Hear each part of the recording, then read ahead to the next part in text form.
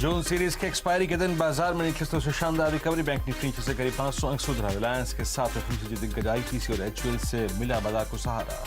गेल और hero MotoCorp बने Nifty के नवाब।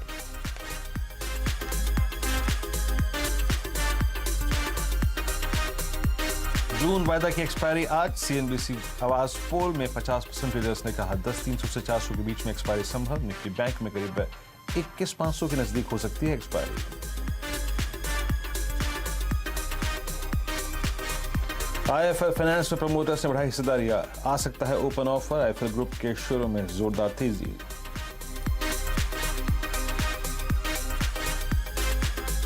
बाजार की नजर अब से कुछ देर में शुरू होने वाली पावर मिनिस्टर की प्रेस कॉन्फ्रेंस पर। पावर सेक्टर से जुड़े कुछ अहम फैसले मुमकिन।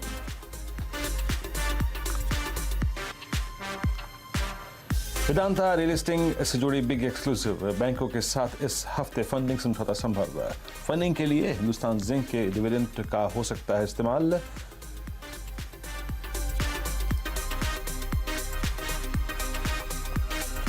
$15,000 करोड़ रुपए के पैकेज को कैबिनेट की मंजूरी मिलने से डेयरी और एनिमल हस्बेंड्री शेयरों में जोरदार तेजी। उमंग डेयरी में करीब 20% का अपर सर्किट लगा। 2020 में आज दी गई थी खरीदारी की सलाह। पाग मिल्क प्रभात डेयरी में भी जमकर खरीदारी।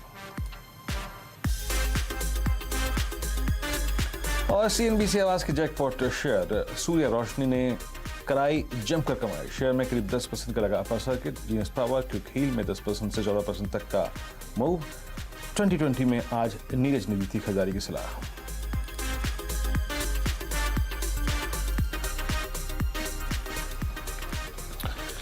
नमस्कार, आप देखें फ्यूचर एक्सप्रेस। मैं हूं वीरेंद्र कुमार और मार्केट्स अगर आप देखें तो अब डे हाई और डे लो के एग्जैक्टली अगर आप देखें मिड से थोड़ा सा ऊपर खड़ा हुआ है और एग्जैक्टली मिड सेशन ऐसा ही होता है।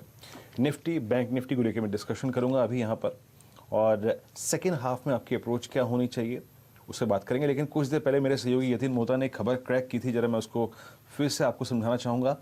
याद रखिए IIFL ग्रुप के 3 स्टॉक्स हैं, IIFL फाइनेंस, IIFL सिक्योरिटीज़ और IIFL वेल्थ मैनेजमेंट। इन तीनों स्टॉक्स का जरा कॉम्बो दिखाइएगा।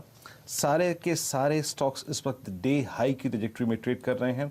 खबर यह है कि प्रमोटर्स ने जो ओपन मार्केट से शेयर बाय किए हैं उसके चलते जो प्रमोटर होल्डिंग है वो 25% से ऊपर जा चुकी है, जो थ्रेश होल्ड लिमिट होती है याद रखिए ओपन ऑफर के लिए। और उसी के चलते ये तीनों के तीनों स्टॉक्स जो हैं इस वक्त दिन के सर्वोच्च स्तरों पर ट्रेड कर रहे हैं। याद रखिए CNBC आवाज़ ने बात करने की कोशिश की है मैनेजमेंट से, लेकिन अभी तक कोई क्लैरिफिकेशन कोई उनकी तरफ से बात कही नहीं गई है। लेकिन हम अपनी तरफ से कोशिश कर रहे हैं उनसे बात करने की। लेकिन मीनवेल अगर आप तीनों स्टॉक्स को देखें तो डे हाई की ट्रैजेक्टरी में ट्रेड कर रहे हैं। खैर, आते हैं निफ्टी और निफ्टी बैंक पे। करीब करीब 10,273 का स्तर यहाँ पर है। याद रखिए ये 11 से लेकर 230 तक का बाजार समझने लायक नहीं होगा और रिएक्ट करने लायक नहीं होगा। थोड़ा सा अपने आप को बैक फुट में लाने की ज़रूरत है। रिस्क लेने का बाजार, कैलकुलेटेड रिस्क लेने का बाजार था सुबह सुबह। आपको आपके ऑप्शन बेस के आसपास सुबह बाजार बिल्कुल सटीक तरीके से मिला। वो क्या था? 10,200 10,300। वो 10,200 क्या था? याद रखिए वहाँ पे करीब 50 लाख पुट खड़ी हुई थी। I mean combining 10,300 200। तो वो एक पॉइंट था पिक करने का और वहाँ से बाजार शूटअप कर गया। वो कॉल जो थी मैंने सुबह दी थी वो 73 रुपये पे ओपन हुई और करीब 121 तक गई। फिर मैंने एग्जैक्टली आपको 10:45 पे ये भी बोला कि इसे बुक कर लीजिए। हर्षदा ने भी एग्जैक्टली यही बोला कि बुक कर लीजिए या फिर ट्रेल कर लीजिए 5-10 रुपये के स्टॉप लॉस के साथ। अब थोड़ा सा पीछे आने की ज़रूरत है बाजार में। क्यों? स्टैट्स लेके आइए निफ्टी और निफ्टी बैंक के। एक अच्छा ट्रेड हमें सुबह मिल गया है। अब सेकंड पॉसिबिलिटी क्या हो सकती है ये स्टैट्स आपको एग्जैक्टली रिफ्लेक्ट करेंगे। याद रखिए कॉल्स और पुट्स के आंकड़े लिखे डायरेक्टर साहब। ये 91 पे है, 73 पे अभी भी नहीं है तो बुक कर लीजिए एक बार के लिए। कॉल्स और पुट्स लेके आइए आज के मंथली कॉन्ट्रैक्ट की। देखिए CNBC आवाज़ का जो ट्रेडर्स पोल था उसमें जो पॉसिबिलिटी नजर आ रही थी वो थी 10,300 की, 10,300 से 400 के बीच में। लेकिन अब बाजार थोड़ा सा नीचे खिसक रहा है। आपकी स्क्रीन पे याद रखिए अभी क्या हो रहा है। पुट्स में 10,300 की पुट में आज राइटिंग है 19 लाख, लेकिन 10,200 पे ज्यादा पुट राइटिंग है। आउटस्टैंडिंग वाइज 66 लाख का 42 लाख पुट वहां पे बिकी हैं, जो कि इंडिकेट करता है कि वो पॉइंट जो कि सुबह सुबह स्क्रीन पर विजिबल था 10,190, 10,200, 10,220 वो अगेन एक सपोर्ट के तौर पे इस सेकंड हाफ के लिए काम करेगा, क्योंकि वहां पे पुट राइटर का जमावड़ा है। जहां तक कॉल राइटर का सवाल है, याद रखिए अभी 10,400 पे सबसे स्ट्रॉन्ग कॉल राइटिंग है। और इनफैक्ट मैं इसको क्रॉस चेक करता हूं एक बार इस वक्त एनएससी की साइट से। सबसे स्ट्रॉन्ग ओआई हाँ 10,400 की कॉल में ही है 58 लाख का। तो आपके पास जो जोन निकल के आ रहा है वो पूरा का पूरा खुला हुआ है 200 पॉइंट का, जिसको हम ऑलरेडी एक बार तय कर चुके हैं। नीचे 10,200 और ऊपर 10,350 380। निफ्टी बैंक पे आइए। देखिए निफ्टी बैंक के कल ऑप्शन स्टैट्स, जो मंथली ऑप्शन स्टैट्स थे, वो कह रहे थे कि आज के लिए चैनल खुली हुई है नीचे 20,800 20,900 और ऊपर की तरफ 21,800 21,900। और मैंने सुबह कहा आपको कि आप as per your choice and pocket pick करिए 21,600 की या फिर 21,500 की कॉल, उसमें आप प्रॉफिट बना के निकल चुके होंगे। अब के स्टैट्स क्या कहते हैं? 21,800 पे अगर आप देखें राइटिंग है 384, 21,900 पे 363 और 22 लाख पे तो ह्यूज कॉल राइटिंग है 9.25 लाख की। और नीचे 21,000 पे 1061, दैट्स गुड। 21,100 पे 360 और 21,200 पे 450, जो कि इंडिकेट करती है कि अगेन याद रखिए अगेन 21,200 और 21,150 21,100 एक अच्छा पिक पॉइंट हो सकता है। हमारे साथ अब जुड़े हैं चंदन तापड़िया। चंदन, गुड आफ्टरनून कार्यक्रम में स्वागत है। चंदन, आपकी अप्रोच क्या होगी इंडस्ट्रीज पे? ये 12 से लेकर 230 और 330 के बाजार को क्या अवॉइड करना चाहेंगे आप, अगर आप सुबह पैसा कमा चुके हैं? और अगर हाँ ट्रेड करना चाहते हैं तो आपकी डायरेक्शन क्या होगी, लेवल्स क्या होंगे? जी बिल्कुल, आपने सही कहा। देखिए यदि चॉइस हो कि ऑलरेडी मोमेंटम में ग्रिप मिल चुका है और प्रॉफिट बुकिंग हो चुकी है तो आज वेट करना चाहिए, क्योंकि आज का बाजार है वो डायरेक्शन लेस है। और दो चीजें यहाँ पे नोटिस करना चाहिए। कल तो एक बेयर पैटर्न बना था, काफी जोर से ऊपर से मार्केट में गिरावट हुई और उसके बाद में आज ने तो फॉलो अप आया, रिकवरी हुई, बट वापस रिकवरी भी होल्ड नहीं हो रही है। तो कहीं ना कहीं बाजार है वो ऑप्शन राइटर्स के ग्रिप में फंस चुका है। नीचे में 10,200 250 की पुट में राइटिंग है, ऊपर में 10,400 की कॉल में राइटिंग है। तो कहीं ना कहीं एक वाइडर रेंज में रेंज छोटा ही रहेगा बट वॉलेटिलिटी ज्यादा रहेगा। तो यदि आपके पास ऑलरेडी ट्रेडिंग हो चुकी है तो वेट करना चाहिए। और यदि आपको एक दो दिन के लिए व्यू लेना है तो फिर मेरे हिसाब से बाई की तरफ व्यू लेना चाहिए, क्योंकि ऑलरेडी मार्केट ने ऊपर के लेवल से लगभग 250-300 पॉइंट का करेक्शन दिखा है। और आज का जो लो बना है 10,180 वो एक इंपॉर्टेंट लेवल है। पहले एक लेवल है सपोर्ट का काम करता था और वो निकलने के बाद में बाजार में नया मोमेंटम स्टार्ट हुआ, तो रेजिस्टेंस का सपोर्ट बना और मोमेंटम हुआ और वापस हम उसी लेवल को टेस्ट कर रहे हैं। तो यदि आपको लॉन्ग पोजीशन बनानी है तो कोई भी डिप आए 10,180 के स्टॉप लॉस से यहाँ पे लॉन्ग पोजीशन की सलाह रहेगी और वापस 10,500 10,550 जो रिसेंट का स्विंग आई है वही टारगेट बनेंगे। सिमिलरली बैंक निफ्टी की बात करें तो ये वापस पूरी तरह से फंस गया है। देखिए 2 दिन पहले इसने 22,000 के लेवल के ऊपर निकल के ब्रेकआउट दिया था, बट वापस इसने फेलियर देखा हो। बट नीचे में 50 दिन के मूविंग एवरेज का सपोर्ट भी है, कहीं ना कहीं 20,800 का सपोर्ट है। और यदि आपको यदि बैंक निफ्टी में पोजीशन बनानी है तो 20,800 और ऊपर में 22,000 के लेवल को दायरा बनाना चाहिए। तो कहीं ना कहीं दायरे में है बट ऑलरेडी ऊपर से करेक्ट हो चुका है, तो इसलिए हम बाय ऑन डिक्लाइन की रणनीति को वापस अडॉप्ट करेंगे। ओके तो ये निफ्टी और निफ्टी बैंक पे याद रखिएगा चंदन की अप्रोच थी। और इस बीच में आपका एक बार फिर से अगर आप देखें जो ध्यान है ना वो कुछ स्टॉक्स पे ले जाना चाहूँगा। Look at IFL wealth management, इस वक्त 1162 पे डे हाई पर गया था ये स्टॉक और 80 पे इसका अपर फ्रीज करीब करीब, याद रखिए मैं अपॉर्चुनिटीज़ की बात कर रहा हूँ, याद रखिएगा इसका अपर फ्रीज है 1204 पे। सिंस क्योंकि आईएफएल फाइनेंस पहले ही अपर फ्रीज पे लग चुका है 8250 पे, आईएफएल सिक्योरिटीज़ का अपर फ्रीज में निकालता हूँ, लेकिन मुझे इंटरेस्ट नज़र आ रहा है इस वक्त आईएफएल वेल्थ मैनेजमेंट पे 1170, ये शूट अप करेगा अब 1175 और इसका अपर फ्रीज याद रखिएगा वो है मेरे को, क्योंकि अपॉर्चुनिटी नज़र आई, मैं ट्रैक कर रहा था इसको, तो करीब करीब 1178 पे डे हाई पर है ये, 1204 इसका अपर फ्रीज है, याद रखिएगा। आई मीन एक टेक चेक देंगे आप चंदन प्लीज़? आई मीन चार्ट के लिए अच्छा है और कोई आई थिंक न्यूज़ फ्लो है इसके पीछे पॉसिबली, क्योंकि प्रमोटर ने मार्केट से बाइंग की है और थ्रेश होल्ड जो है ओपन ऑफर का वो शायद ट्रिगर हो सकता है। आपकी राय क्या होगी, कैसे अप्रोच करेंगे आप इस ट्रेड को? जी देखिए, मैं ओनली यहाँ पे टेक्निकल अपडेट दे रहा हूँ, बाकी जस्ट चार्ट को देख के।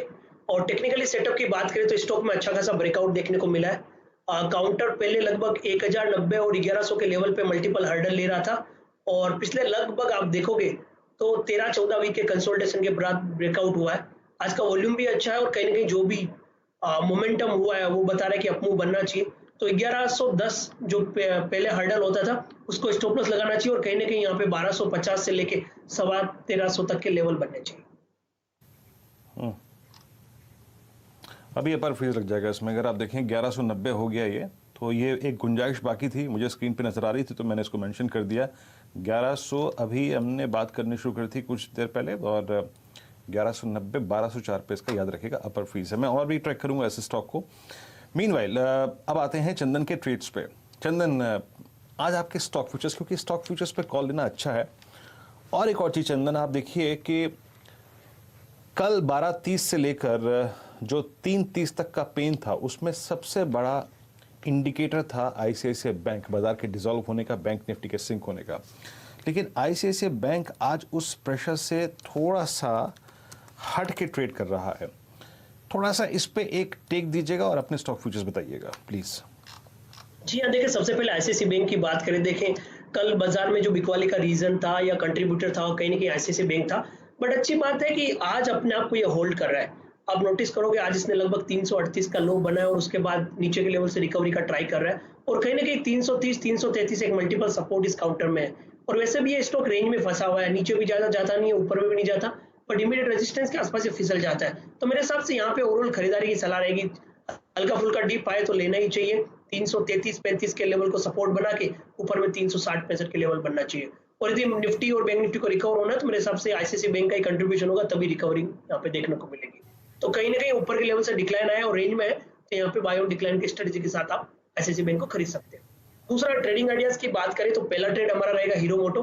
हीरो मोटो में देखें एक पॉजिटिव प्राइस सेटअप है और स्टॉक लगभग 2450-60 के लेवल को जो हर्डल बनाता था 2 दिनों से, उसके ऊपर ब्रेकआउट देके डिसाइसिवली होल्ड कर रहा है। और स्पेशली आप देखें आज के बाजार की नेगेटिव ओपनिंग और गिरावट के बावजूद भी स्टॉक में कोई डिक्लाइन नहीं है और एक मेजर ब्रेकआउट के लिए काउंटर तैयार हो रहा है। तो हीरो मोटो पे खरीदारी की सलाह है।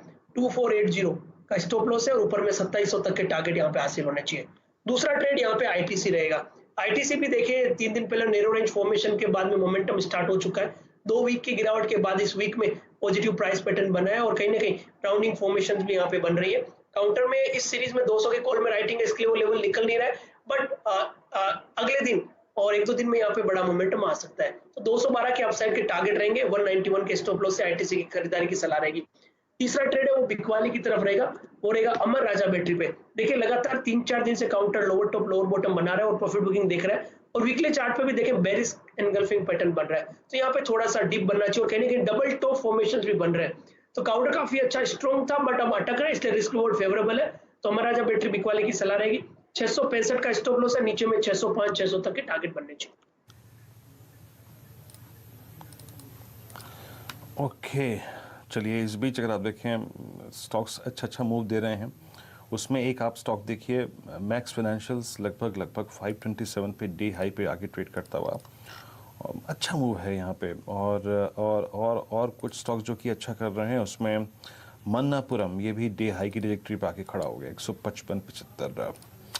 खैर एक ब्रेक का वक्त है और जब ब्रेक के बाद लौटेंगे तो बात करेंगे आज के ऑप्शन के बारे में और थोड़ी सी डेटा स्कैन और करेंगे, कुछ स्टॉक्स फीचर्स को देखेंगे। और जाने से पहले बात करते हैं मनी कंट्रोल प्रो की। जी हाँ, बीते 4 महीने में जब बाजार काफ़ी मुश्किल दौर में था और हम सब वर्क फ्रॉम होम कर रहे थे, घर पे डेटा बेहतरीन और बाजार की अच्छी रिसर्च आपको मिली मनी कंट्रोल प्रो पे। मनी कंट्रोल प्रो से जुड़ने का आपके पास एक जरिया और है और उसे सब्सक्राइब कीजिए ₹1 प्रतिदिन में।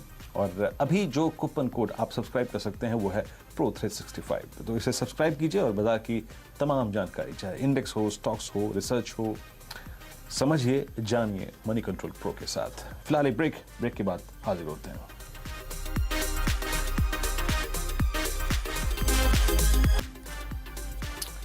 ब्रेक के बाद फ्यूचर एक्सप्रेस में आप सभी का स्वागत है। एक बात मैं बोलना चाहूँगा कि आज मुझे थोड़ा सा ऑप्शंस में कन्विक्शन नहीं है। स्टॉक ऑप्शंस में सुबह ठीक ठाक एक ऑप्शन मिल गया हमको इंडेक्स का, तो अभी अवॉइड करेंगे।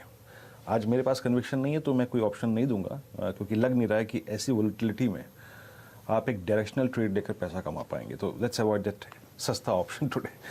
चंदन, लेकिन फिर भी अभी एक कंटेनर को आप देखिए, कल मैंने इसी टाइम डिस्कस किया था, वो डे हाई पर आके खड़ा हो गया है। आज सुबह एक दर्शक थे जो प्रश्न पूछ रहे थे इस पे, और 1-2 स्टॉक्स देखें आप जिनमें अच्छा मूव है इस वक्त। तो कंटेनर कॉर्प है और मैक्स फाइनेंशियल है। आपको कोई लॉजिकल ऑप्शन ट्रेड समझ में आ रहा है क्या जो इस वक्त आप रिकमेंड कर सके?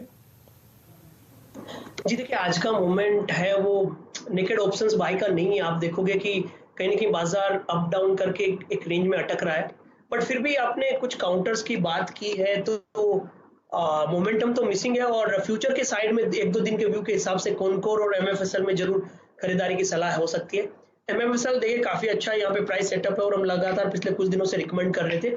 और एमएफएसएल में आप देखोगे वीकली और डेली चार्ट दोनों में कंसोलिडेशन ब्रेकआउट देखने को मिला है और काउंटर में लगभग 516-17 का सपोर्ट है और ऊपर में 550-55 तक के यहाँ पे लेवल बनने चाहिए। तो इस काउंटर में लॉन्ग के रोल ओवर भी हो रहे हैं और लॉन्ग के बिल्टअप के बाद आज शॉर्ट कवरिंग भी देखने को मिल रही है।